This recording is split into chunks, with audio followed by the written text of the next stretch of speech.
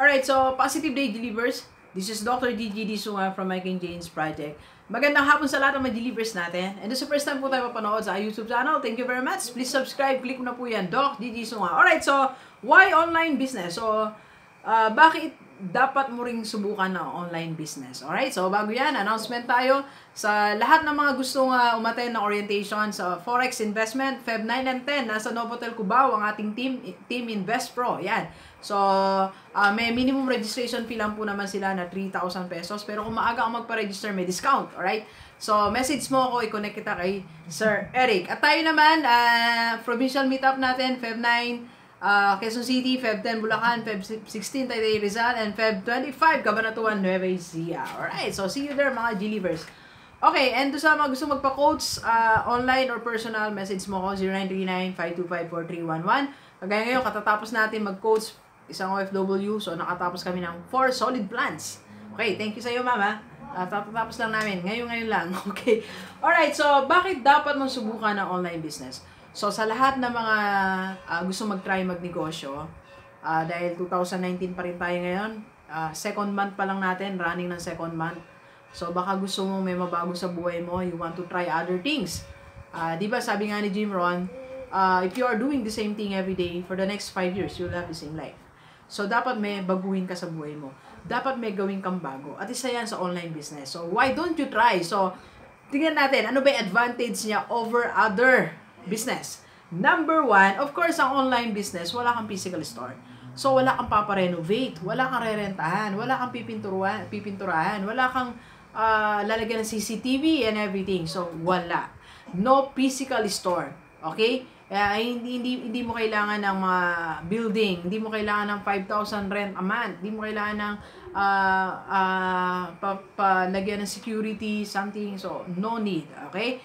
That's one advantage. Second, pwede kang konti lang ang iyong puhunan. Okay? Dahil, hindi mo kailangan ng maraming stock. So, pwede kang magpa-order muna eh.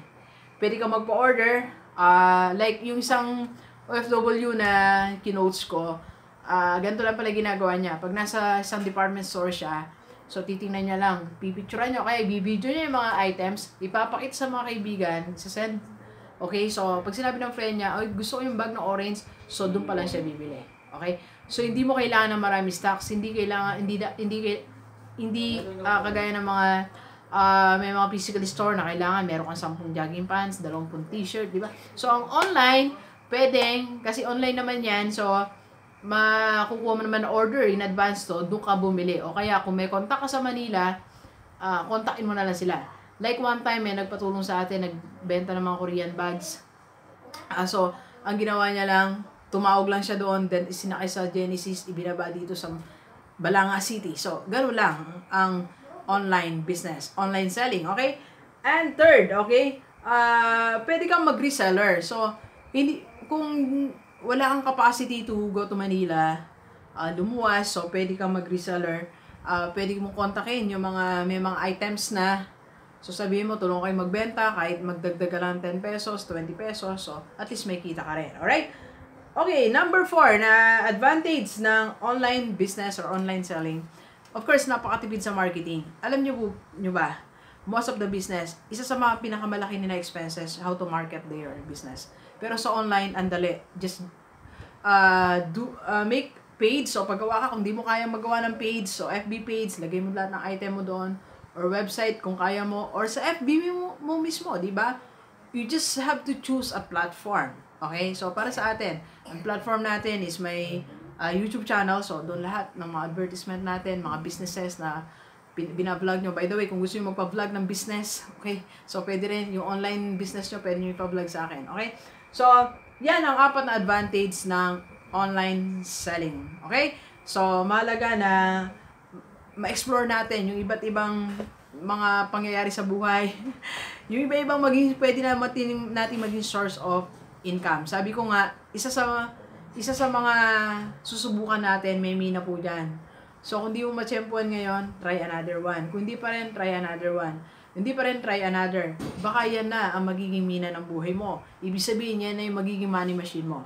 Like in my case, I ventured into 4, 5 businesses.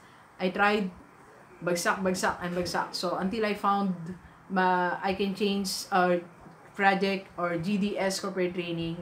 I found my YouTube channel. I found this skills or business, coaching business and training business na nagpaunlad sa buhay natin. Okay? So, you just have to try it. Alright? So, message mo ko for your inquiries about coaching, training, and vlogging of your business. Alright, so thank you very much, Gilivers. Enjoy the rest of the day and let's go, let's go.